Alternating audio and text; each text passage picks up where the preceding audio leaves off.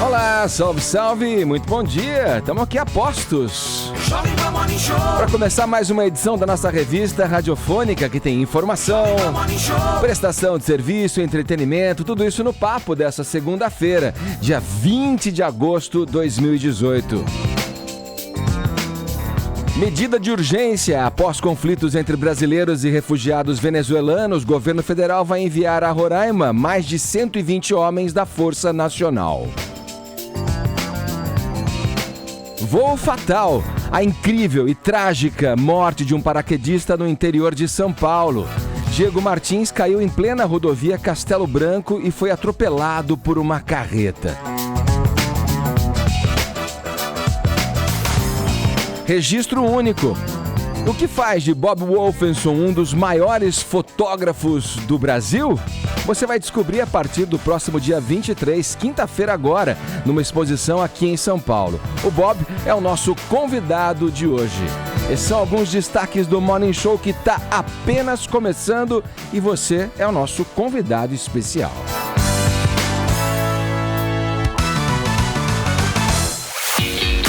Bom dia, Paulinha.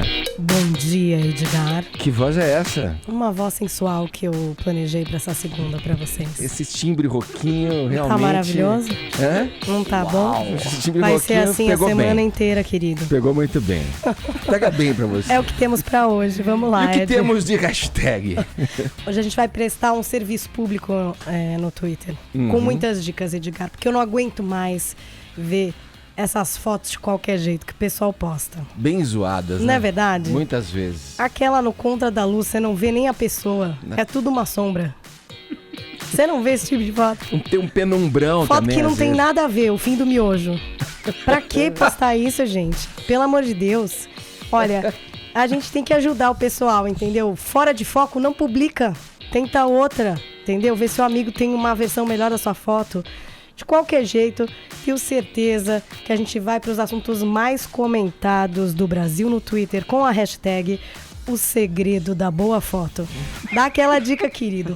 Posta a sua boa foto. Ou a dica pra, enfim, fazer aquela seleçãozinha melhor, né? Hoje tem especialista aqui, depois a gente tira as melhores... Ah, vocês estão usando minha voz, né? Eu tô achando demais, Paulinho. Vocês acham que eu devia permanecer assim? Para sempre? Evidente que não. Toma um cafezinho quente, um chazinho ali. Eu acho que você deveria parar com os tóxicos, né? Os tóxicos que vêm das crianças da escola. É tão bom pegar uma gripe. Hashtag O Segredo da Boa Foto. Então, a nossa hashtag hoje no Morning Show. Boa, Paulinha. É isso aí. Pelo WhatsApp você interage também, sempre mandando mensagens em vídeo pra gente. 11 931 7009. Dessa vez, eu quero que você compartilhe, acompanhando o tema da nossa hashtag, quero que você compartilhe seus conhecimentos fotográficos, tá bom? Vai lá, manda pra gente fotos, dê dicas aí de como fazer aí uma boa foto dessas situações corriqueiras que Paulinha destacou aqui, aquele contraluz, aquela penumbra. E aí, tem técnica pra isso? Divida com a gente, 11 931 7009. E você pode, inclusive, você amante da fotografia, aproveitar a presença do Bob Wolfenson aqui com a gente logo mais e mandar sua pergunta ou comentário sobre o trabalho dele, tá bom? 11 931 7009. Lembrando, mensagens em vídeo. No mais, você pode acompanhar o Morning Show em imagens pelo aplicativo da Jovem Pan.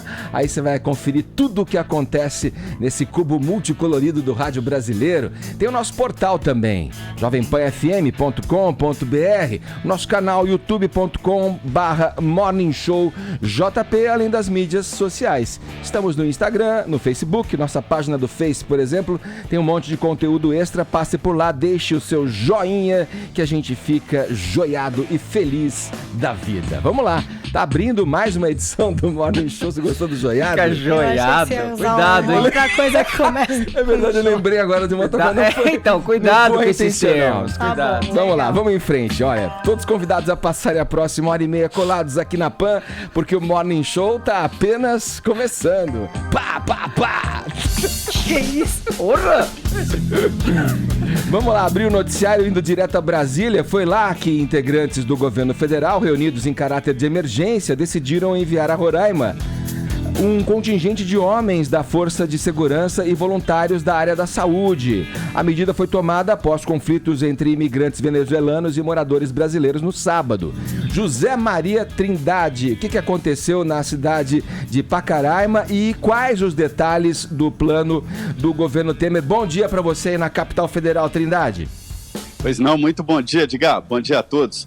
Olha, Edgar, neste final de semana, o presidente Michel Temer, ali sem terno e tal, mas é uma reunião... Olha, tá mesmo no fim do governo, dá para sentir na cara de cada um ali. Fim de feira, né, Trindade? Tá, aquela reunião meio sem graça. Mas, enfim, o presidente reuniu os ministros e considerou os últimos acontecimentos lá na fronteira, né, como preocupante. E aí determinou aos ministros da Defesa e de Segurança Pública, né, para agirem lá em Pacaraima e, inclusive, para dar apoio.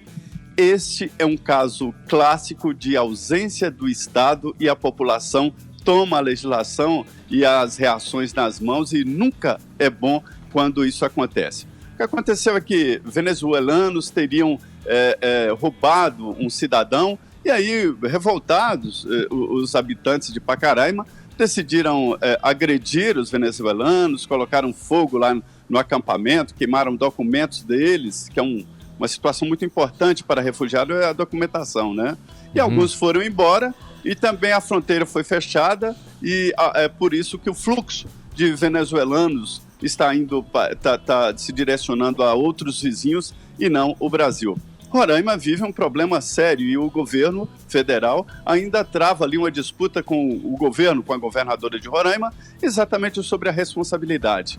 O presidente Michel Temer editou uma nota dizendo que fez muita coisa, que liberou dinheiro, inclusive, para atender os venezuelanos, né? Mas é que existe uma reivindicação muito forte na região para que o governo feche a fronteira e que faça pelo menos uma triagem decente para saber quem é que está entrando no Brasil.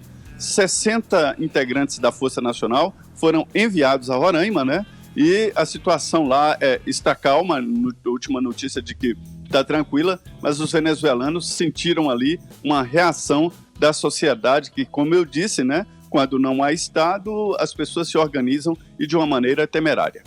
Ô Joel, o que a gente precisa saber sobre isso? O que eu depreendo já de cara, assim, é que isso pode aumentar os casos de xenofobia, né? Essa situação tensa, aumentar essa animosidade entre os brasileiros da cidade de Pacaraima e os venezuelanos que por ali estão entrando, né? É uma preocupação, Edgar. Parece que já houve morte dos dois lados aí. Tá? A população acusa os venezuelanos de terem também já matado algumas pessoas.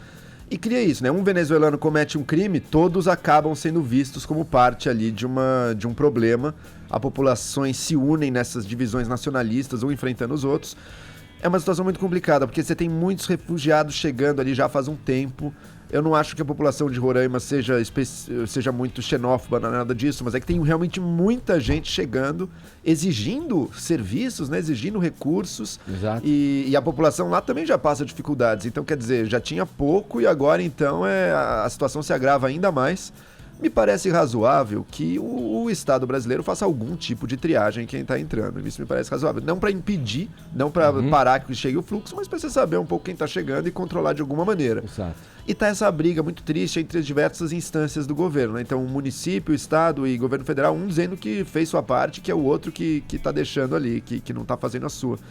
E, como o Trindade falou, quando o Estado se ausenta, não existe vácuo de poder, né? Então, chega o poder, muitas vezes, de grupos raivosos, pessoas que querem enfrentar, querem fazer balbúrdia. Você tem pessoas tentando capitalizar politicamente em cima disso. E daí não dá pra tomar um lado maniqueísta também. Não é, nossa, o refugiado é sempre um anjo da paz que chegou ali, e muito menos também, nossa, temos que banir os imigrantes refugiados daqui porque eles são do mal. Nada disso. São pessoas tentando sobreviver. O país tem a ganhar com o influxo de pessoas pra cá. Só que isso tem que ser feito com o mínimo de cuidado e com alguma ordenação. Com alguma ordenação. Ô Trindade, como é que a gente fica... Como é que é a observação que você tem ouvido aí, né? Você ouve tanta gente de todos os lados, né, Trindade? A gente tem, pela nossa história no Brasil, ser um país formado por diferentes culturas, por receber muito bem, acolher pessoas que vêm de fora, né?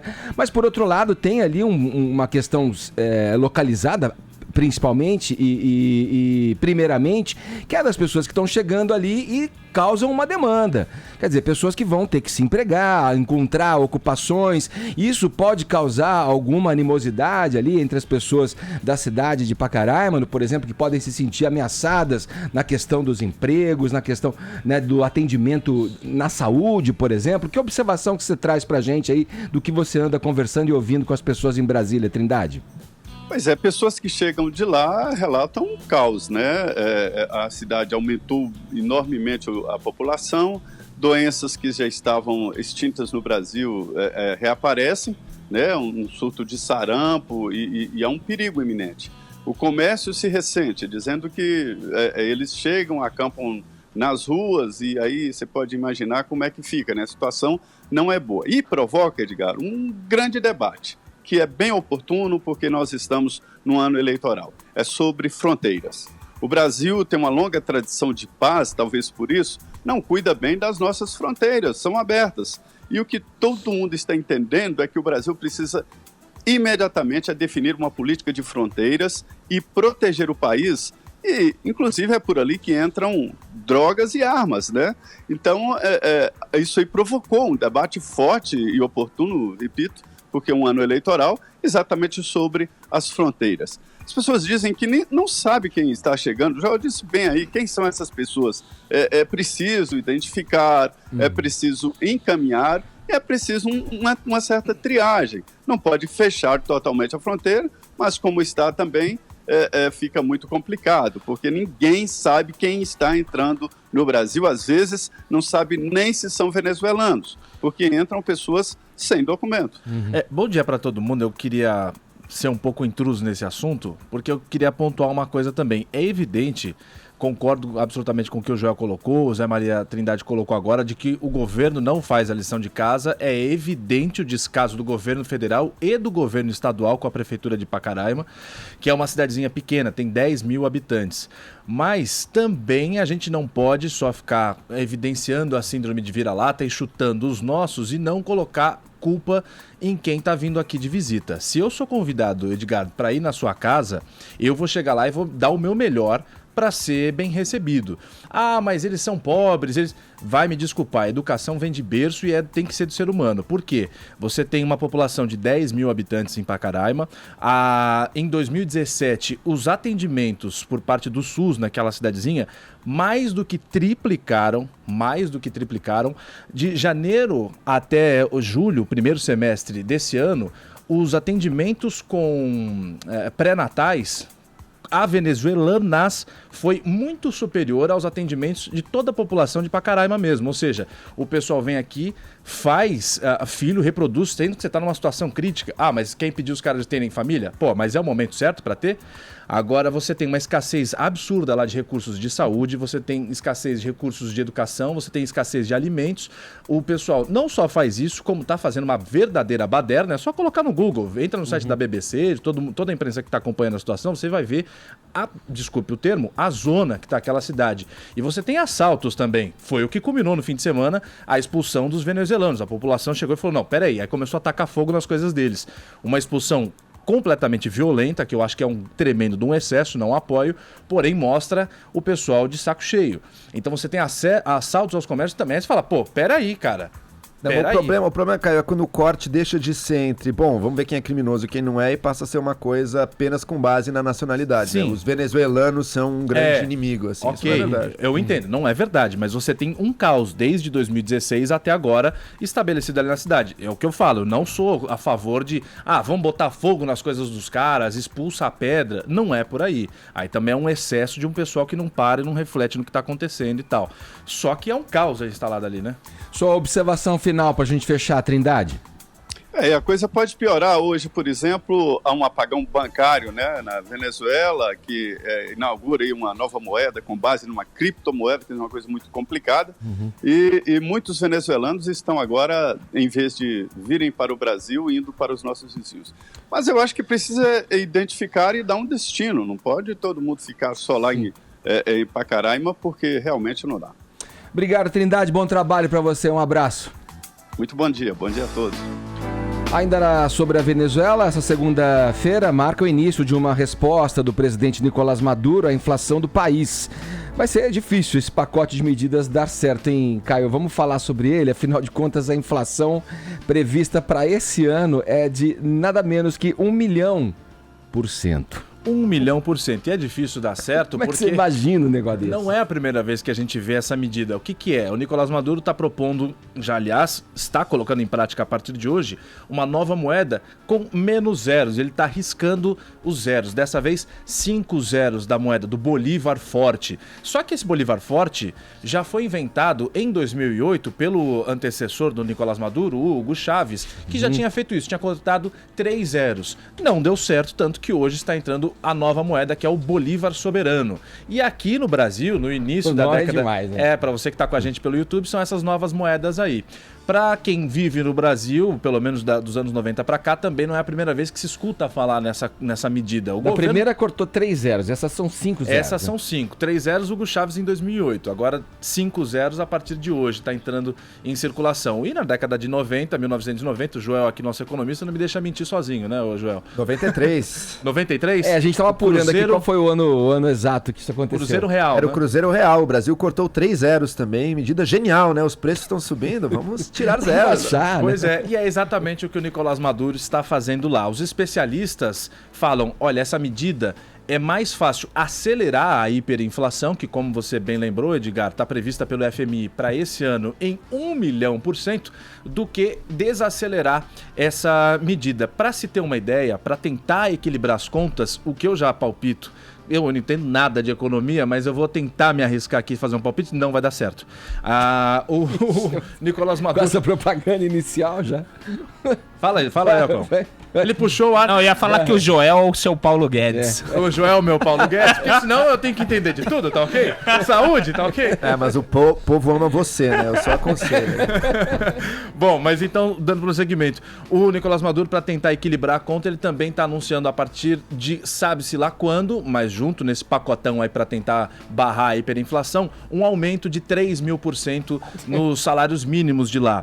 Hoje o salário mínimo venezuelano está em 5.196.000 bolívares. Vai saltar, bolívares fortes, ou seja, o antigo, vai saltar, sabe-se lá quando, não há uma data para isso, para 180 milhões. Só que você só toma um cafezinho lá com um pouco mais de 2 milhões de bolívares. Ou seja, beleza. A situação está preta na Venezuela. Ô Joel, o Caio citou, a gente mencionou aí o Cruzeiro Real, na época do Cruzeiro Real, me lembro que causa uma sensação, né? Você fica meio iludido achando que as coisas estão, né? Olha só, agora... Vira um assunto, né, também, a pessoa corta os zeros, mas não resolve o dinheiro vale nada. mais, tal, Isso. mas na prática não. Não resolve absolutamente nada. A Venezuela é uma sociedade em colapso atualmente, os níveis de violência, por exemplo, já está dos mais altos do mundo, inflação de 1 milhão%, quer dizer, a própria ideia de medir uma coisa tão grande, uma mudança de preços tão rápida assim, quer dizer, o dinheiro já perdeu a sua função, assim, é impossível você ter qualquer ordem, qualquer planejamento com uma moeda que derrete na sua mão, sabe?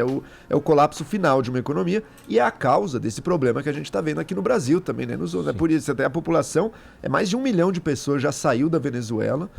E o problema é que é muito difícil ver uma solução para isso também, né? Porque é um governo que ainda tem um núcleo de apoio interno, tá? Então tem gente que pensa, mas o Brasil poderia entrar lá, o exército brasileiro. Bom, daí é que, pelo contrário, o nacionalismo do país se inflama, o apoio ao governo por ser nacional até cresce e a gente também não soluciona nada. Então, quer dizer, é uma situação muito triste e economicamente falando é colapso. Assim, o salário mínimo não alimenta mais uma família. Não, alguma, tá longe assim. Então disso. tá, assim, a população tá passando fome, já perderam 9 quilos em média, né? Então o negócio tá assim, uma tristeza e é difícil ver uma solução. Outra que é alguma coisa que venha de dentro, mas o ditador ali mantém a ferro e fogo o poder dele. Agora, é importante lembrar também que o Joel colocou o ditador, só que o ditador ele sempre é eleito, tá certo que a gente sabe que ele manipula a imprensa, ele prende os opositores, tudo para ganhar as eleições, como fez agora recentemente. Mas ele é popular na Venezuela, Ele é popular, né? ninguém Aí mantém o também a poder gente não sem lembrou ser disso popular. no negócio de Pacaraima, né? A galera lá gosta do Maduro. Aí faz as atrapalhadas deles. Vambora. O cara tá errando muito. Mas saiu a primeira cotação do Bolívar. Eu esqueci de chamar. Tem na tela aqui. Se você colocar no Google quanto que tá valendo o Bolívar, ó lá. Tá valorizado. Está valendo 0,0000, são 4 zeros, 16 centavos do real brasileiro. Tá forte. Tá bem forte. Vamos girar o assunto. Um paraquedista morreu após cair numa estrada no interior de São Paulo e ser atropelado por uma carreta. Vini, que história é essa mais insólita? Pois é, uma tragédia, né, Edgar, que aconteceu ali na rodovia Castelo Branco, em Boituva. Estamos falando do contador Diego Camargo Martins, paraquedista experiente, já tinha realizado mais de 130 saltos, mas acabou caindo aí na altura do quilômetro 115 da rodovia Castelo Branco, e no momento da queda ele acabou sendo atropelado por uma carreta, né, do caminhoneiro Nelson Ideme Imô, que disse que seguia ali no sentido capital quando viu um vulto ali na frente dele, né? E acabou parando o caminhão no acostamento, pouco mais de 200 metros à frente, aí depois que ele percebeu realmente que tinha atingido uma pessoa, né, Edgar? Ele saltou aí do Centro Nacional de Paraquedismo ali em Boituva, e as investigações que a polícia faz agora dão conta de que ou ele pode ter desmaiado no momento da queda, ou realmente aconteceu ali algum acidente com o paraquedas normal, não paraquedas de emergência, porque o paraquedas de emergência acabou abrindo pouco menos aí de 70 metros já do local do acidente. A gente percebe, né, pela foto, quem está nos acompanhando pela internet, que o paraquedas depois ficou ali por cima do caminhão, preso na carreta, né? Acabou ficando acabou atingindo, né, o corpo na parte direita do caminhão, e o paraquedas ficou por cima. Então a polícia faz essa investigação agora. A investigação vai se dar a partir da câmera que estava acoplada ali no capacete dele. E a gente tem até um vídeo que a gente pode soltar agora,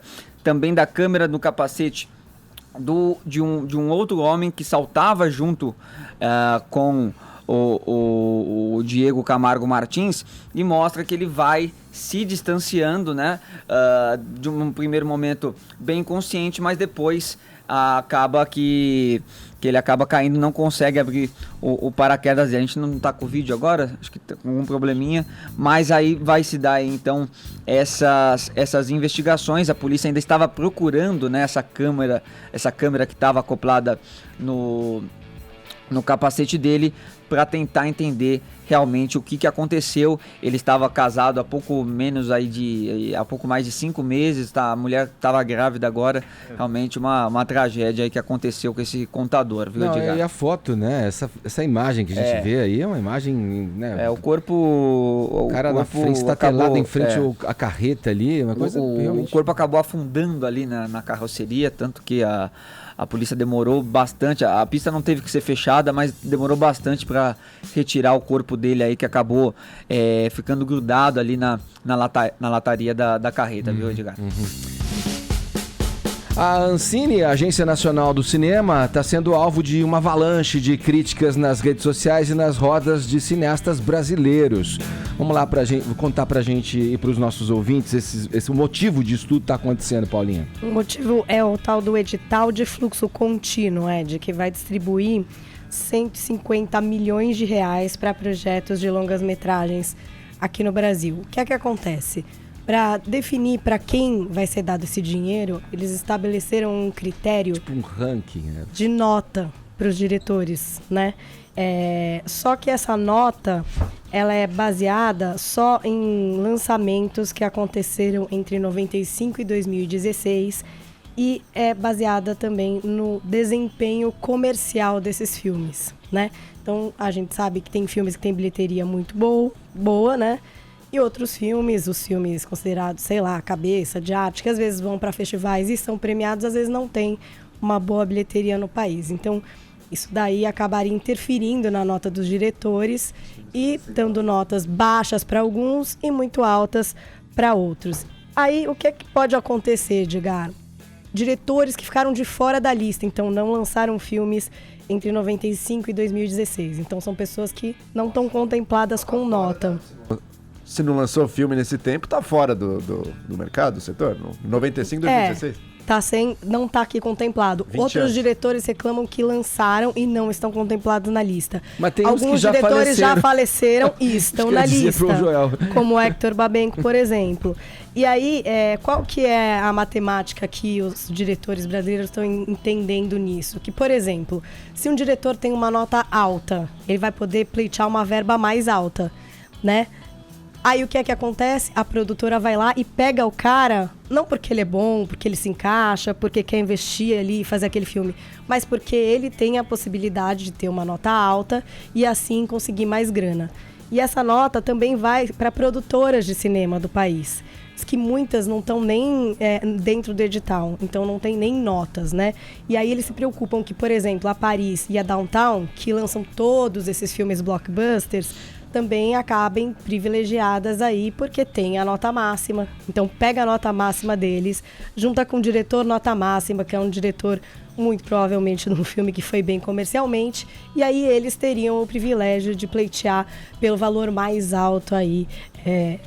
Tem até as faixas, né? Por exemplo, se você tem pontuação de 9.1 a 10, você pode pleitear 6 milhões de reais. Se você tem nota entre 3 e 5, você pode pleitear 1 milhão de reais, né? Mas é engraçado, né? O governo vai dar dinheiro pro cinema, já acho meio questionável, mas e vai dar pra quem não precisa, né? Que pra quem já é lucrativo, pra quem já vai bem no mercado, assim. Seria total. Essa é a lógica perversa que eles estão enxergando dentro do edital.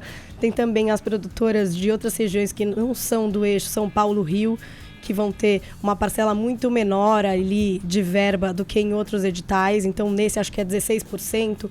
Em outros editais, essa verba é de 40%. Seriam produtoras independentes menores e que teriam muito menos chance de levantar essa grana para montar os seus filmes. Então, tá aí um bando de críticas, vários diretores reclamando. E não mesmo. sei, a impressão que eu tenho é um contrassenso, né? Se você tem uma lei que você quer fomentar a produção nacional de audiovisual, né?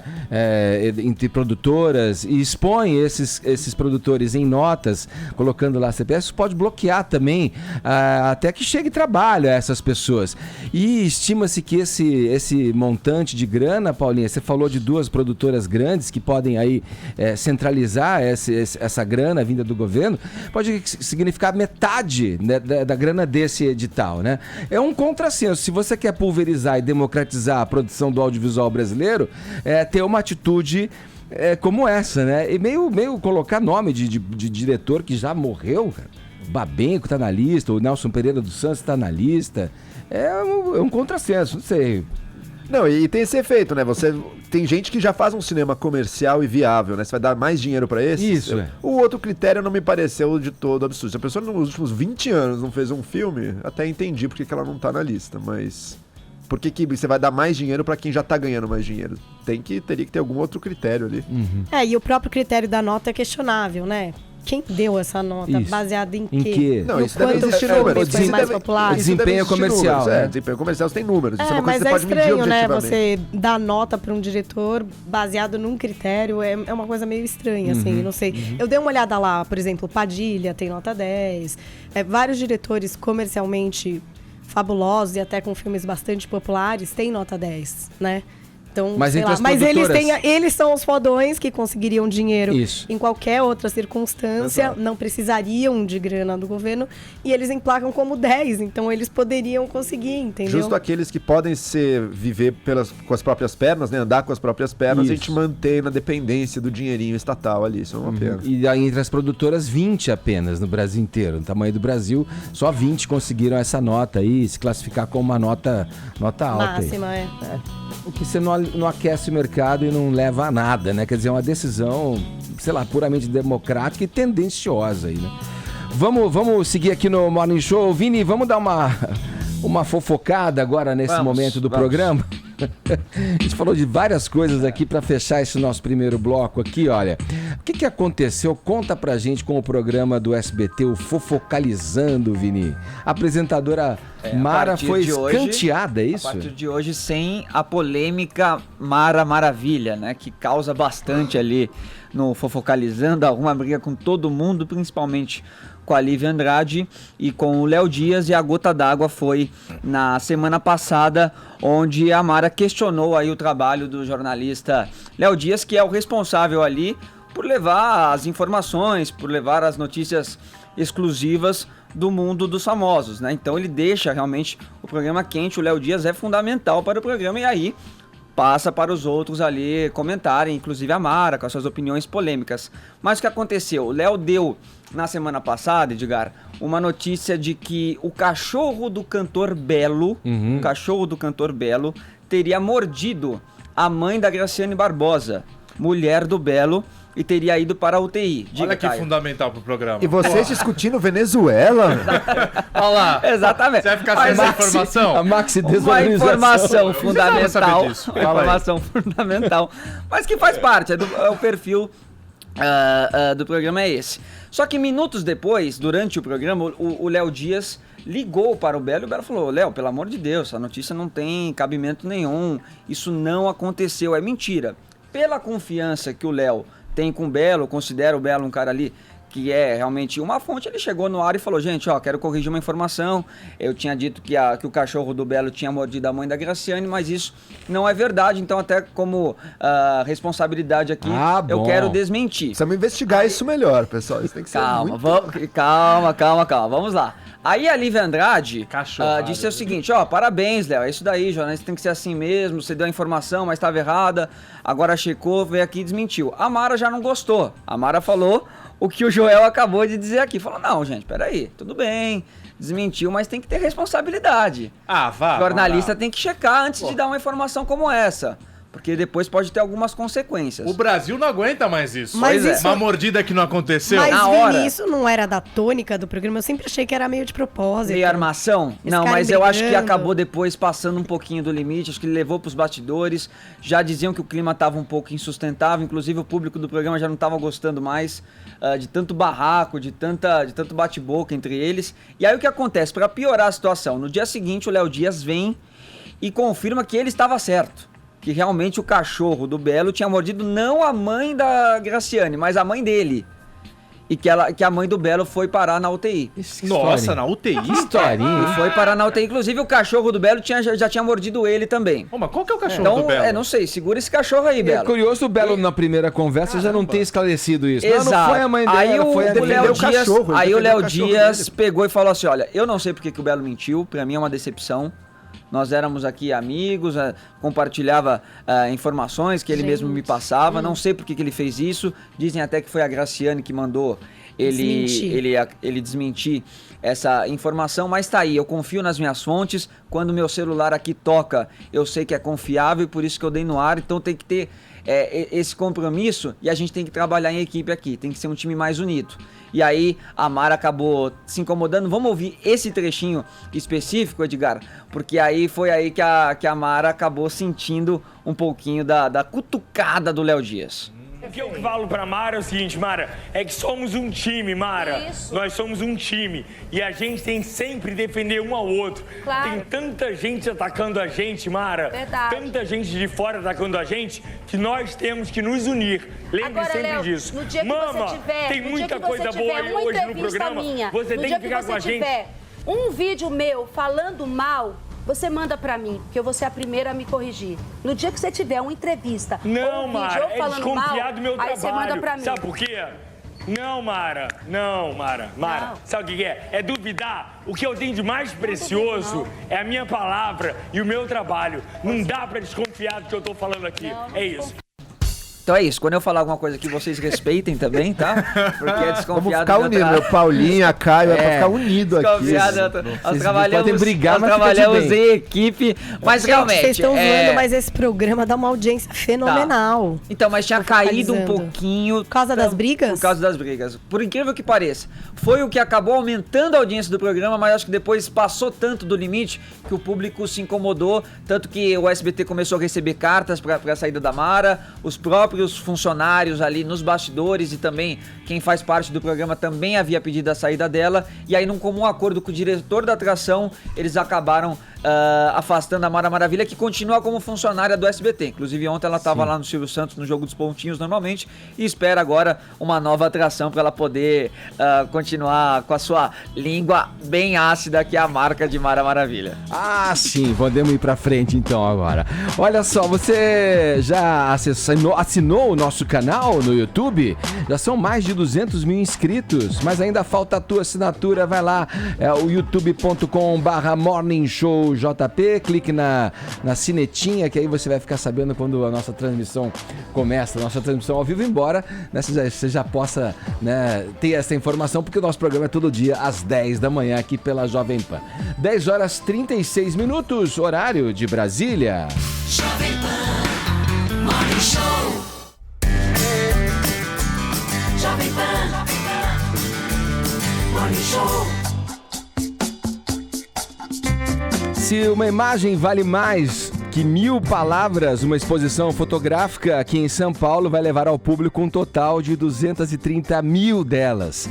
Ao contemplar os cerca de 230 retratos de autoria de Bob Wolfenson, de duas uma, ou o espectador ficará sem palavras diante da beleza e da singularidade das imagens, ou, pelos mesmos motivos, vai se pôr a falar sem moderação pelos cotovelos, aquele tipo de comentário: olha essa luz, que belo nu artístico, nunca tinha visto fulano sorrindo. É impossível ser indiferente ao trabalho do nosso convidado de hoje. Alguns de seus retratos que o digam. Anota aí: Fernanda Montenegro, Caetano Veloso, Anitta, Lula, Fernando Henrique Cardoso, Paulo Maluf, Pelé e Sebastião Salgado, entre outros personagens de destaque na vida nacional. O retrato desse pessoal estará na mostra Retratos, no Espaço Cultural Porto Seguro, a partir do próximo dia 23, quinta-feira. Pois chegou a hora de passar a palavra a ele, esse profissional que vive da criação de imagens, Bob Wolfenson. Seja bem-vindo ao nosso programinha de rádio, este Morning Show. Obrigado aí pelas palavras. Só uma correçãozinha.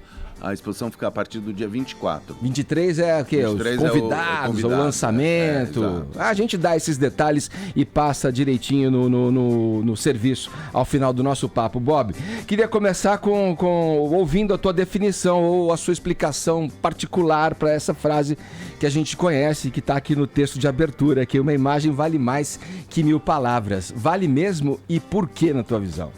Eu acho que principalmente no mundo de hoje, né, que a imagem ganhou uma importância que ela não tinha, as pessoas se comunicam muito através de imagens, né? Então você vê o sucesso dessas redes sociais que falam por imagem, são a prova inconteste disso, né? E, obviamente, tem palavras que falam muito mais do que imagens, e tem imagens que falam mais que palavras. Eu acho que não é uma regra, mas é uma boa frase para nós fotógrafos, né? Uma frase que ajuda o nosso trabalho, porque dá uma dimensão maior para o que é uma fotografia, né? Simplesmente uma mera informação. Às vezes é muito mais que isso, né? Eu já incluo nesse começo aqui também a máxima que todo mundo é fotógrafo hoje em dia, né? Você acha isso? Os dispositivos móveis? Eu acho que todo mundo fotografa e nem todo mundo é fotógrafo. Eu tenho uma frase que eu gosto de falar que é a seguinte: todo mundo fala português, todo mundo escreve em português. Poucos são escritores. Eu acho que a fotografia, o fotógrafo está para essa frase como o escritor está para aquela outra. Então, mas isso na prática, no mundo dos profissionais da fotografia, acabou impactando de alguma forma? Todo mundo ter acesso a... Eu acho que tem um lado bom e um lado ruim. Tem um lado que hoje tem muito mais fotógrafos, então a concorrência é muito maior, porém a qualidade aumentou, porque você tem um lado ruim, assim, nunca houve tantas fotos ruins como as fotos ruins de hoje. Mas também a quantidade traz a qualidade. Então você tem lá mais gente fotografando bem. E há uma disseminação maior do trabalho do fotógrafo. Quer dizer, hoje em dia a fotografia ganhou uma importância. No meu caso, por exemplo, que eu tenho muitos seguidores no Instagram, quer dizer, um fotógrafo, sou simplesmente um fotógrafo que tem muita gente seguindo porque gosta de fotografia, que vê imagem.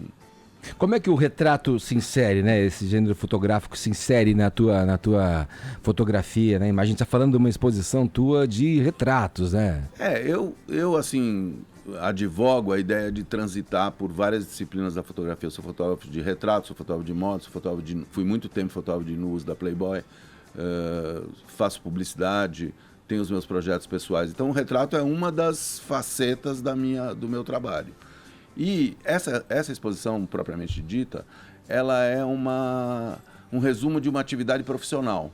Quer dizer, quando eu faço meus trabalhos pessoais, eu tenho conceitos artísticos anteriores ao trabalho. Então eu penso uma coisa e aí eu vou fotografar, vou desenvolver uma ideia, enfim, faço um corpo com um nexo e tudo. Esse trabalho de retratos, ele é um apanhado da minha vida profissional, da aventura que é ser fotógrafo. Quer dizer, desde os anos 70 até hoje, eu fui posto diante dessas pessoas, em 90% dos casos por encomendas ou de revistas, ou capas de disco, ou capas de livro, ou livros, ou outras publicações. Em, digamos, até menos, 5% dos casos eu mesmo procurei as pessoas para fotografá-las. Então, Bob, como é que é a sua relação com o fotografado? A Annie Leibovitz, que é uma retratista famosa, gosta de pesquisar muito a vida da pessoa para construir depois aquela imagem. Como é com você? Porque a gente está vendo aqui só alguns dos personagens que você já fotografou, né? Famosos, Fernanda Montenegro, Lula. Como é que você constrói o retrato dessas pessoas? Bom, em primeiro lugar, essas pessoas que você está se referindo, elas já vêm precedidas da fama delas, então eu não preciso nem pesquisar muito. Mas, em geral, eu não pesquiso. Eu mais ou menos sei quem é a pessoa e eu deixo... O meu retrato é muito diferente do da Annie Leibovitz, que é uma construção muito grande, né? O dela é muito melhor que o meu, mas é uma construção. O meu é uma coisa daquele fluxo, daquele encontro, daquele momento que eu tenho algumas constantes, ou seja, a luz, a situação, o set fotográfico, o resto é imponderável, vai indo, vamos ver o que vai sair daí. E aquela ideia de captar a essência do fotografado, Bom, tem isso ou não? Eu sou contra essa ideia, porque eu acho que fotografia é superfície e os encontros que você tem com alguém são muito breves. Você não tem uma imersão na vida do cara para poder tentar captar. E eu acho que a fotografia também não tem essa capacidade de captar a alma. Você vai captar o encontro, a superfície, aquilo que foi possível naquele momento, naquelas condições. Eu acho que o retrato está aí. Agora, obviamente, ele pode tocar as pessoas, ser evocativo, ter uma força maior do que simplesmente a representação facial de alguém, entendeu? Isso tem mais a ver com a interpretação de quem está vendo a foto do que com a intenção do autor da obra. Exatamente. As pessoas também falam muito isso. Eu gostei dessa foto porque sou muito eu. Ótimo. É o que acontece com uma letra, muitas vezes de música também, né? Você interpreta aquilo e nem sempre é o que o autor quis dizer de fato. Faz muito sentido para a pessoa. A pessoa ouve aquela letra, lembra de uma coisa, de uma situação dela, aquilo faz um sentido para ela especificamente. Uhum. E enquanto a gente conversa, o nosso colega Johnny Drum tem a ousadia de ir fotografando o Bob, que é um ato de coragem. Mas não, hoje em dia isso aí tá tranquilo, porque todo mundo fotografa, então não tem problema nenhum. Pode ficar à vontade, que eu não vou nem reparar. Mas qual é a sua pergunta? A minha pergunta é a seguinte: eu percebo uma grande diferença quando eu ou qualquer sujeito comum vai tentar se fotografar com a câmera frontal do celular, ao menos é um desastre. E aí vem um sujeito como você e tal, é o mesmo rosto sendo fotografado, mas sai uma outra pessoa.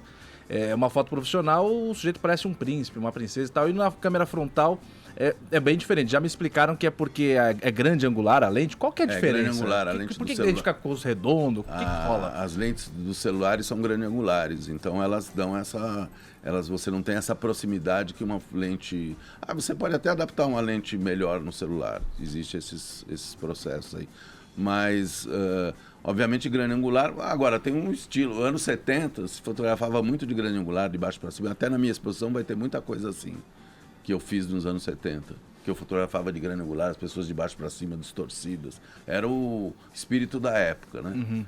Mas eu acho que, obviamente, a minha profissão é essa. Eu tenho um rigor técnico importante para a profissão, tenho câmeras, tenho luzes, então isso faz uma diferença muito grande, né? Bob, o Caio falou dessa câmera frontal do celular, né? E a gente tem a modalidade que não é o retrato, mas é a selfie. Sei. Essa mania do pessoal de tirar uma foto de si mesmo exatamente por essa câmera, se olhando como se fosse um espelho, né? Você acha que as pessoas ficaram tão obcecadas com isso no mundo inteiro? Puxa vida, não sei muito, porque a selfie entrou no lugar do autorretrato, né? Antigamente se chamava autorretrato, hoje se chama selfie, né? Eu acho que é um jeito de se comunicar, se mostrar para o outro como ela está bem. Em geral, a selfie sempre a pessoa está muito bem na selfie, né? Ela não tem uma... A pessoa vai, se ajeita, se arruma na frente da foto para sair bem. Eu mesmo faço isso, óbvio, não consigo muito ficar bem, mas tento ficar. Eu acho que a selfie tem uma coisa um pouco diferente do retrato, diferente do autorretrato. Ela tem uma despretensão, ela tem um descompromisso. O autorretrato, eu acho que ele já é uma coisa que tem outras implicações, já tem um conceito, já tem uma coisa muito diferente. A selfie é uma coisa descompromissa, o cara vai lá, faz uma selfie, quer estar bonito, quer estar comunicando alguma coisa, quer estar mostrando onde está, no lugar que está. Eu acho que é outro barato. Eu já me perguntei Não é muito. Fotografia, exatamente. Será que as pessoas me veem como eu me vejo no espelho ou me veem como eu me vejo na selfie? É uma questão do século XXI, né? É uma dúvida. Não, você sabe que essas câmeras novas aí que eu uso, as minhas câmeras, elas são muito mais que a realidade, né? Elas são uma hiperrealidade. Então, quer dizer, eu às vezes estou fotografando uma atriz, por exemplo, linda, maravilhosa. Aí eu ponho o foco, a gente aumenta o foco para ver se tem foco na foto. Ela fala, tira isso daí. Quer dizer, mesmo as pessoas muito bonitas, muito com bastante autoestima, não gostam de se ver nesse nível de detalhe. É mesmo? Eu tenho um pouco disso, Bob. E você é muito bonito. Não, sim, mas eu não me sinto fotogênico, eu não sei porquê. É uma sensação uma coisa apenas. que Eu acho que é uma coisa que você tem que trabalhar um pouco mais. Eu acho que você tem chance. Tem pessoas que simplesmente não são fotogênicas? Que não... Puta, eu? Não, eu acho que a fotogenia, senso comum, ela é muito... Eu não acho que exista uma fotogenia específica, particular, eleita como a fotogenia, né? Eu acho que são duas ideias que pairam sobre a fotografia. Uma é essa ideia da descontração, né? Que foto boa é foto descontraída, eu não acho isso, né? Às vezes na minha própria exposição tem muitas fotos das pessoas muito contraídas, que não estavam a fim de serem fotografadas, são retratos que eu considero muito bons, quer dizer, enfim, a ideia de descontração, acho... E qual é a outra pergunta? Da fotogenia, A fotogenia está associada a isso, né? Existe uma fotogenia oficial, né? Eu acho que eu, como artista, como alguém que está fazendo alguma coisa que chega a um nível de estar expondo, não tenho que pactuar com essa fotogenia oficial. Eu tenho que procurar alguma coisa que seja mais original. Mas menos... o que você diria, então, de pessoas que, ao contrário, né, na fotografia crescem e aparecem com uma exuberância que você olhando a olho nu não existe. Você fala, pô, não, tem. há pessoas que têm uma propensão a uma fotogenia, digamos assim, para o belo, entendeu? Se você olha isso, eu vejo muito acontecer, as pessoas chegam, mas não sabia que ela era tão baixinha, mas não sabia que, nossa, essa é a modelo que vai ser fotografada hoje, nossa, eu a via na televisão, ela não era nada disso, não sei o quê. Então, eu acho que há casos e casos. Então, tem casos que a fotografia dá um up e tem casos que a fotografia tem uma contundência maior e a pessoa talvez não fique tão bela, mas tenha mais algo a dizer. Bob, e o preto e branco? Qual é a magia da foto em preto e branco? Hoje que a gente tem esse bando de filtro no Instagram, às vezes você vai lá, põe um preto e branco, fica se achando muito fotógrafo, assim, né? Tipo, nossa, agora sim, preto e branco vai ficar demais essa foto. Qual que é a magia do preto e Eu acho que o branco? preto e branco facilita as coisas, porque ele não é real. Então, quando você vê uma coisa muito real, você se reconhece naquilo. Aquilo não tem magia. Não tem... Você fala assim, bom, isso aqui eu posso fazer igual ao que eu faço. Eu acho que o preto e branco, ele dá uma coisa assim, uma irrealidade, um aspecto sonhante, por mais que você use elementos da realidade. O próprio Sebastião Salgado, que faz fotos só de coisas reais, e por que ele faz em preto e branco? Para ter algum aspecto que seja não real, não facilitador, entendeu? Eu tô rindo porque quando o Paulinho, enquanto perguntava, eu me lembrei de eu ter utilizado exatamente essa técnica recentemente. Uma técnica muito no boa. Instagram, né? Pensando nisso. Então mete um preto e branco que vai resolver. Já resolve bastante. Agora deixa eu te provocar aqui, te fazer uma provocação. Eu fiquei com uma frase sua badalando na minha cabeça aqui, Bob, que você disse o seguinte, fotografia é a superfície. Essa não é uma afirmação de quem está banalizando o próprio ofício e por estar muito dentro dele, não pensa dessa forma? Porque eu, como sei lá, admirador de uma boa fotografia, eu quero penetrar naquele sentimento que ela está me levando. Não, eu acho que ela é captação. Tudo bem, isso é um statement, né? É uma coisa que é exatamente para causar esse tipo de conversa. Eu acho que a possibilidade que o fotógrafo tem de captar alguma coisa de alguém é superficial. Porém, o resultado daquilo pode ser uma coisa muito profunda, que não é exatamente a intenção inicial. Não é o significado de uma alma captada, entendeu? Às vezes você tem uma foto que é exatamente aquela coisa que você falou da música. O autor pensou uma coisa, o cara segurou de outro jeito, viu aquilo de outro jeito. Então eu posso te fotografar e, assim, não estou dentro de você, não sei o que está acontecendo, não sei quais são os seus pensamentos do dia, não sei como é que foi o nosso encontro, porém consegui fazer uma foto pujante, contundente. Alguém vai ver essa foto e falar, nossa, que força que tem esse homem, que força. Aí você pode não se reconhecer nisso. Sim. Entendeu? Então não tenho essa... Eu acho que o fotógrafo não tem essa capacidade meio psicanalítica que é atribuída a ele. Ô, Bob... Mas o resultado, sim. Sim. Qual que é o teu sentimento? Como que você tem visto assim, a decadência do impresso, né? A gente tem visto aí a Editora Abril, que fechou diversos títulos, né? E onde a fotografia está muito presente, jornais impressos também, você teve trabalhos importantíssimos na Playboy, né? Como que você tem visto toda essa situação? Eu acho que é um pouco assim, é a marcha do tempo, né? É indelével, é inexorável. Eu acho que não há muito o que fazer para isso, né? Você tem que ir nadando. Agora é triste, porque a gente viveu uma época do apogeu dessas coisas todas. Porém, eu acho que vai haver,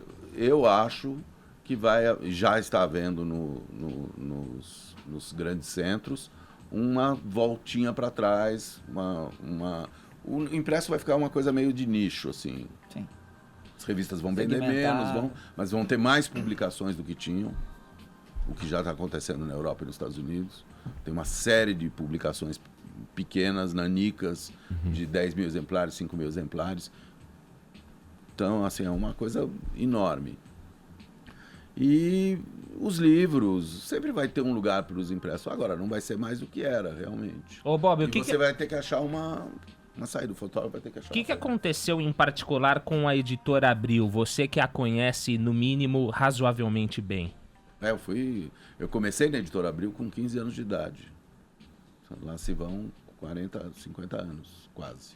Qual a leitura que você faz desse momento? O que aconteceu com ela na sua visão? Eu acho que houve um desinteresse dos donos da geração que ficou à frente com a morte dos fundadores, né, do Vitor Tivita e do Robert Tivita. Eu acho que os meninos lá ficaram meio a falar, não é por aí, não estamos afim desse... É a impressão que eu tenho, entendeu? E aí foram deixando, foram largando. Eu acho que a Folha, o Grupo Folha e o Grupo Globo se prepararam melhor para essa mudança dessa transformação do impresso para o digital, entendeu? Souberam fazer uma coisa mais... Tanto que eles me parecem bem saudáveis, entendeu? Estamos aqui com o Bob Wolfenson falando da exposição que se inicia agora no próximo dia 24, uma exposição de altos retratos. Altos retratos não, altos eu digo na gíria, de grandes retratos, feitos pelo... Altos retratos, bro. Altos retratos, né? Que vai começar no dia 24. A gente já dá o detalhe do serviço, daqui a pouco continuamos nesse belo papo com o Bob Wolfenson aqui no Morning Show. Agora 11 em ponto, horário de Brasília. O time de comentaristas da Jovem Pan se reúne toda sexta-feira.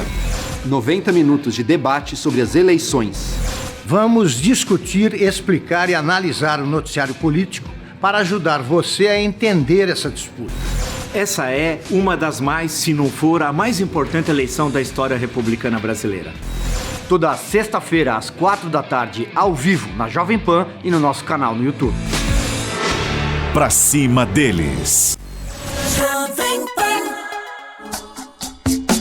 Estamos de volta com o fotógrafo Bob Wolfenson aqui no Morning Show a partir dessa sexta-feira no Espaço Cultural Porto Seguro em São Paulo. Você pode conferir centenas de retratos tirados por ele ao longo dos 50 anos de carreira.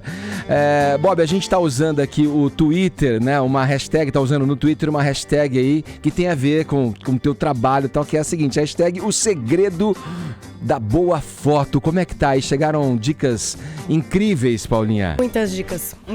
Vamos bater agora com o Bob para ver se confere, né? Vamos a ela. Simone disse o seguinte: aquele momento quando você finalmente consegue tirar uma foto boa de si mesmo e fica olhando para ela por horas até que começa a achar a foto feia. Isso acontece, Bob? Depois de olhar muito uma foto, você fala, você achava boa, aí você começa a olhar e falar... Mas não de mim. Não, de uma foto pessoa. em geral, no seu sim, caso. Lógico. Sim. Tem que maturar eu um mudo pouco. muito de ideia em relação a algumas fotos. E mesmo no momento que a gente está fotografando, há sempre uma certa efusividade, né? Você fica ali, que lindo, maravilhoso, nossa, essa é maravilhosa, essa é incrível, linda, não sei o quê. Aí depois, passa momento mais frio ali. Ou senão quando está publicado, você fala, meu Deus, aquela era melhor, tinha uma melhor, não ficou, nenhuma ficou boa, enfim. Ô Bob, desculpa, Paulinha. Tem outras dicas, você tá louco, você tá querendo, mais um. Abinael Campos, hashtag o segredo da boa foto é só fazer um carão e close.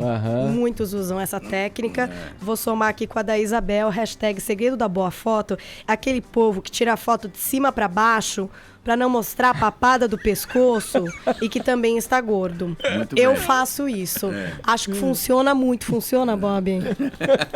Acho que sim. Eu acho que se você, para esconder a papada, você tem que estar com a câmera longe dela, acima dela, né? Se você pega de baixo, fica muito... o papo fica grande mesmo. Dá uma alongada no rosto. Confere essa dica, gente. Comecem a usar aí vocês também. Fiquem à vontade. Tem um vídeo que mandaram pra gente. Vamos conferir. A gente convidou também as pessoas a mandarem pra cá, né?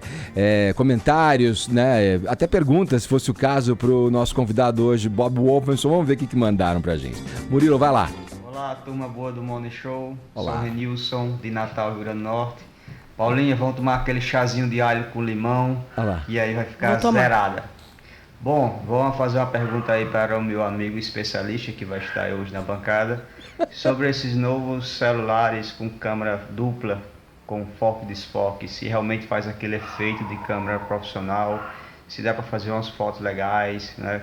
Eu que trabalho com artesanato e gosto muito de fazer foto com meu celular, mas estou precisando daquela foto mais profissional para chamar mais a atenção dos meus clientes. Um abraço, tenha um bom dia. E aí? Beijo para todos. Valeu. Eu vou defender a classe e o ideal seria ele contratar um fotógrafo para fazer isso. Mas os celulares melhoraram muito. Hoje tem uma qualidade que... Na minha exposição tem uma foto celular. Ah, é? Tem um retrato celular, uma série de retratos celulares. Pelo que eu entendi que ele falou, tem essa questão, né? Vou usar aqui, vou fazer uma propaganda, mas tem a coisa da 5D, né? Que ela tem um campo de foco ali, que tem aquela desfocada no fim, que tem uma leitura plástica interessante, né? Parece que tem no iPhone X. No iPhone já rola esse tipo de... O modo retrato, você consegue fazer. Acho que esses Samsung, esses Motorolas, todos têm já. Ô Bob, conta uma história curiosa pra gente aí, Vamos lá. O que aconteceu? Seleta lista, aconteceu, né, O que aconteceu de inusitado, de curioso, de hilário, de triste numa dessas fotos que você apresenta nessa exposição? Puxa, deixa eu lembrar. Bom, essa imagem do Lula aí foi quando ele tinha, sei lá, ele era um operário emergindo lá no movimento, um líder, e uma revista sofisticada aqui de São Paulo, a Senhor Vogue, queria fazer a capa com ele, já cooptando ele para coisa de ser uma celebridade, enfim. E aí a gente levou esse terno e gravata, eu me lembro, isso foi em 78, né? A gente levou esse terno e gravata, colocou nele E ele ficou lá meio à vontade fazendo isso, mas teve um momento que ele estava de cueca. Ele estava com terno e gravata e de cueca e sentou antes, e aí a gente pediu, não, bota uma calça. E aí eu não fiz a foto, obviamente não fiz a foto de cueca. Essa foi. Pô, acho que você se arrepende. Teria um apelo, furo, né? Foi antes da fundação do PT, então, essa foto. O PT nem existia, PT dos anos 80, né? Acho que não existia. Ele era um líder operário. Ele era um líder sindical ali, né? E os caras da revista profetizaram, acertaram. Hoje ele tem destaque em cadeia nacional, não. Hoje o cara, ele realmente... Ninguém quer falar? Porque eu também já tô há 10 minutos querendo fazer uma pergunta. Esses dias a gente recebeu, questão de umas 2 semanas, a Isabeli Fontana. E ela tava sentada onde a Paulinha tá, e cada vez que alguém chamava na bancada, ela olhava de um jeito que parecia um clique de revista da capa da Vogue. Eu olhava e falava, minha Nossa Senhora. Agora, quando vou tirar foto, eu faço 17 tentativas e na 18ª eu ainda erro, porque a última eu vou tentar de novo e erro de novo. Como é que é o ensaio de vocês? Tem gente que não nasce pra coisa, tem gente que nasce pra coisa, ou o fotógrafo vai falando, olha pra mim com uma cara de enjoo, agora olha pra mim com uma cara de tontura. Como é que é? Não, eu não Vocês conversam. Existe eu acho existe uma prática no trabalho que já é aprovada de antemão, né? Quer dizer, você já sabe um pouco como uma modelo se comporta, uma modelo sabe como um fotógrafo se comporta. Então isso já faz parte do ofício da modelo e do fotógrafo. O resto é um pouco assim, luz, a personalidade, o que eu sou capaz. Às vezes eu dirijo em silêncio, às vezes a própria modelo me dá tanto que eu não preciso falar nada. Às vezes eu falo muito porque eu quero extrair alguma coisa. Às vezes fico no meio do caminho entre falar e não falar. O que se fala? Eu não falo coisas assim, faz uma cara disso, faz uma cara daquilo. Fico me sentindo meio ridículo falando essas coisas. Eu prefiro dizer que ela tá bonita, que é isso aí. Tá linda, linda. Tá linda, isso. Boa. Então, você tá linda, maravilhosa, continua assim, vira o rosto, vira pra cá, vira pra lá. E os ensaios nus são mais complicados nesse sentido? São, quer dizer, são e não são, porque pra mim também já era o meu trabalho. Eu dizia que a modelo que ia fotografar nua, ela estava para o fotógrafo assim como alguém que vai para uma cirurgia. Para o cirurgião, aquilo é o trabalho dele, ele faz aquilo todo dia, uma vez por semana, não sei o quê. Então, ele faz aquilo com seriedade e tudo, mas para quem está nu ali na frente de um fotógrafo, uma equipe, e o pior, vai estar exposta para 1 milhão de pessoas, 2 milhões de pessoas depois, é uma situação muito mais de insegurança. Então essas coisas você tem que lidar muito quando a pessoa está nua.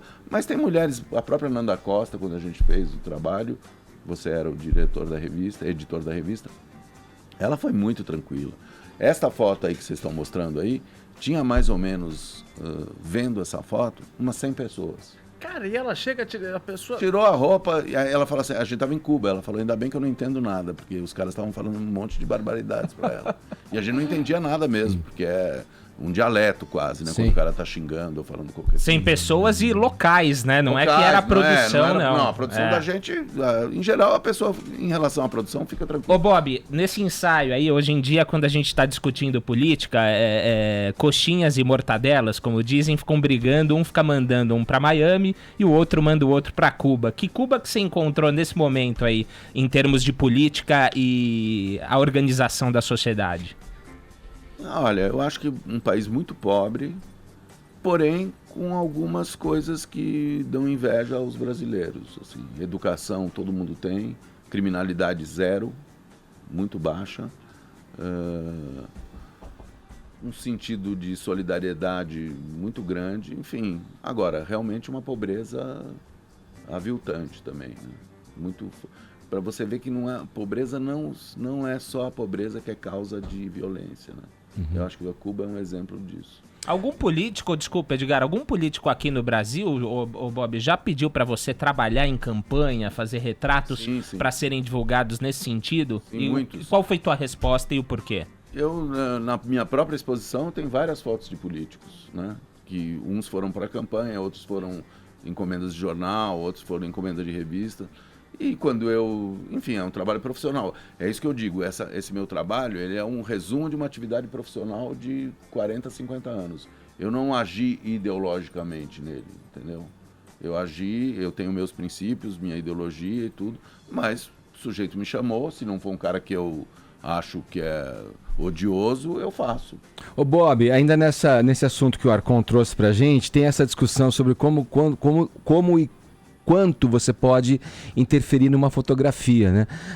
O político normalmente ele é associado, e com certa razão pelas pessoas, como um cara desviado em muitos casos, né? E essa questão de causar um ilusionismo, dar aquela photoshopada, dar aquela lustrada numa imagem. A gente teve aí um caso recente da vice escolhida pelo Ciro Gomes, a Cátia Abreu, que foi absolutamente transformada. Não sei se você viu as fotos. Não vi. O Murilo até pode fazer um trabalho aí rapidinho para o Bob poder, enquanto comenta, ver a fotografia. Mas fica outra pessoa, né? Eu acho que eu sou contra. Mas nada de interferência ou Photoshop, alguma interferência? Eu acho que o Photoshop tem que usar ele assim, como se usava o retoque antigamente. Porque antes o Photoshop, por que ele nasceu? Porque já existia isso.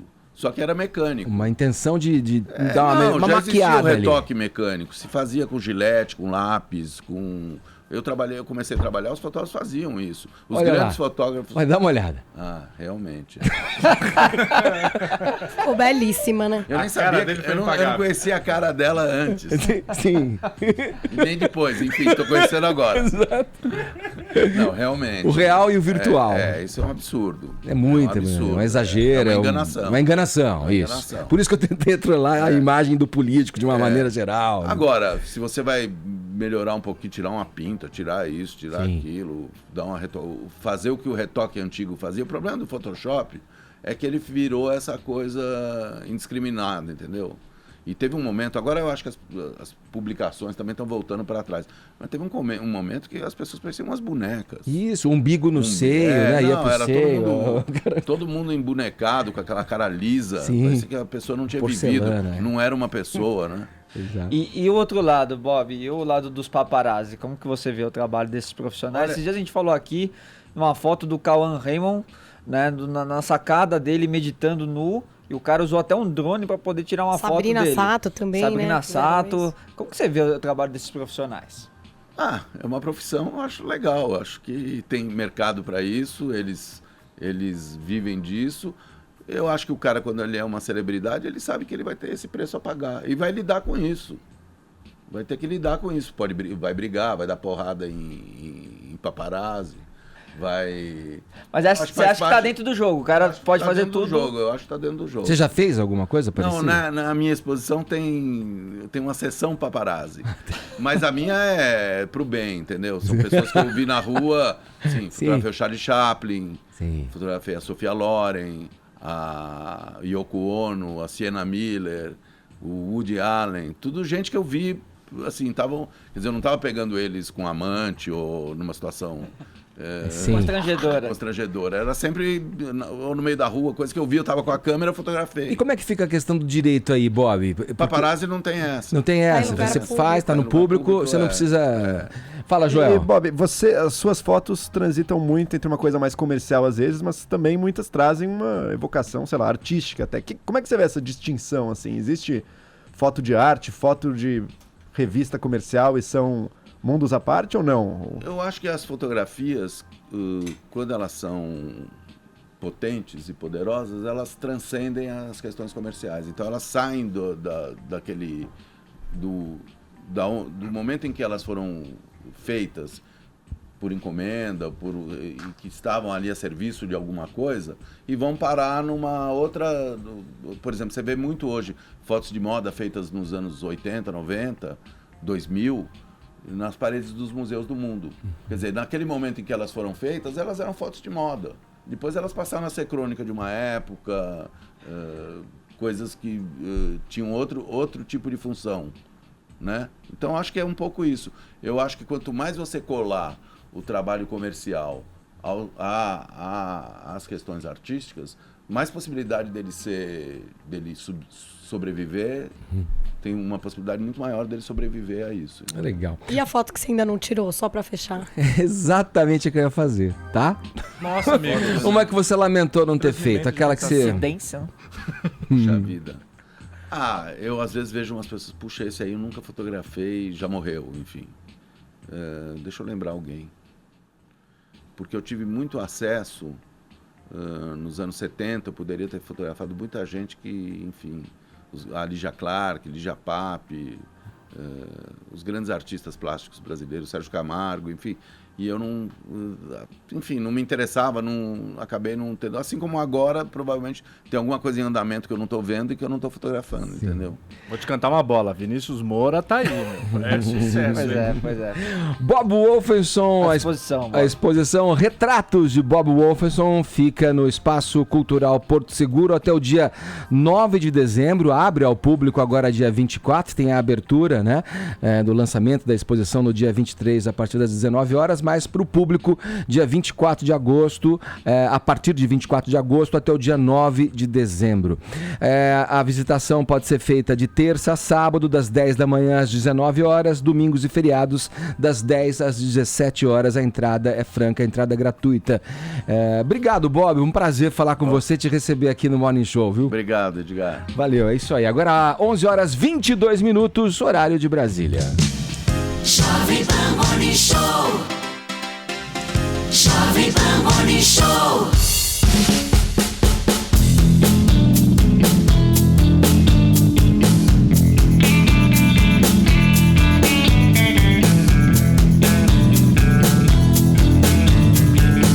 Ô Paulinha, quer dizer então que a Universidade de São Paulo, a USP, caiu nas graças dos fãs de Harry Potter? Você acredita, Edgar? Conta é aí. real e oficial, achei que era pegadinha essa Conta aí notícia. o porquê, pô. A Universidade de São Paulo abre hoje, então corre lá para o site da USP para você se inscrever no curso gratuito sobre a obra literária de Harry Potter, Edgar. Aulas de 14 a 19 de outubro na Faculdade de Filosofia, Letras e Ciências Humanas da USP. Você tem que ser maior de 18 anos, ter lido 7 livros de Harry Potter para participar do curso Harry Potter Caminhos Interpretativos. Não é maravilhosa essa notícia, Edgar? São muitos os temas, hein? Os personagens-chave de Harry Potter. Harry Potter, herói romanesco. Harry Potter, indivíduo em formação, Edgar. As construções dos masculinos e dos femininos em Harry Potter. Harry Potter, a crítica literária e a voz do leitor. São as aulas aí, 15 horas de curso, resultado do esforço de 3 estudantes de pós-graduação, com a coordenação de uma das professoras do Departamento de Teoria Literária e Literatura Comparada da USP. Tá aí, é gratuito, querido. Ô, Joel, ninguém paga nada. Eu queria comentar queria saber, você como vai, filósofo... Joel? E é da minha faculdade, me formei lá, fiz mestrado lá na filosofia. Olha, o pessoal zoa, porque, nossa, o Harry Potter, a literatura infanto-juvenil, como se você só pudesse analisar aquilo que é super erudito, né? E não é verdade, você analisa tudo, assim, você poderia fazer um curso sobre os filmes do Velozes e Furiosos, sei lá, tem que analisar acerca da cultura que tá produzindo aquilo. E agora, mas sobre o Harry Potter, eu não li quando eu era mais jovem, mas eu tenho lido hoje em dia pro meu filho mais velho. E olha, tenho achado muito legal também. Então, sucesso. Tanto que você virou um cosplay, né? Cara, eu ia falar isso, tanto que você é a personificação. Olha, no passado me associavam a ele. Hoje em dia só me chamam de John Lennon. Eu confesso que eu prefiro John Lennon. O segundo. Não, mas falando sério, tem bons temas para serem filosofados e discutidos, contidos na literatura, né? Do Harry Potter. Um monte de questões. Como é que a gente vê um herói? Qual a diferença entre homens e mulheres ali? Um monte de temas estão presentes ali numa obra dessa. Tem discussão sobre gênero? Tem. Senão não é importante. Já o vimos feminino que e o tem masculino, né? A construção dos masculinos e femininos em Harry sim. Potter. Tem uma coisa Hermione. Então a agenda tá correta. Tem uma coisa incrível acontecendo com essa obra, que é o seguinte: a autora, depois da obra acabada, começa a falar coisas que não estavam na obra, mas que ela agora projeta sobre ela. E aquilo tal não. Então um personagem era gay. Isso não apareceu nos livros, não tinha nada. Mas a autora, depois, dizer esse personagem era gay. Isso muda a nossa forma de entender um livro? Ele era gay de fato ou não? Só isso já dá um bom curso. Bom curso. Boa. Olha, são 30 vagas, tá, queridos? Quem quiser participar, corra. Isso aí. Inscrições abertas hoje. Ainda? Será? Porque começa hoje. Eu né? imagino que já devam estar preenchidas, esgotadas, porque né? quem é fã de Harry Potter Não precisa nem Já da pegou USP pra sua- querer conversar sobre isso, Já né? pegou sua Nimbus e partiu pra lá, né? Olha, Edgar conhece, hein? Ué, Obrigada, né, Edgar? vou aceitar a zoada, vai. A gente fica por aqui, o Morning Show volta amanhã na programação da Jovem Pan, a partir das 10 horas. Sempre muito bom tê-los conosco. Muito obrigado pelo prestígio e pela audiência. E por hoje é só. Eu adoro o Harry Potter. Você gostou, Casão? Principalmente do Voldemort. Voldemort é o teu... Pode falar é o nome. personagem favorito. Não fala o nome dele. Por quê, Casão? Porque é magia em torno dele, né? Você ouviu o Jovem Pan Morning Show. Oferecimento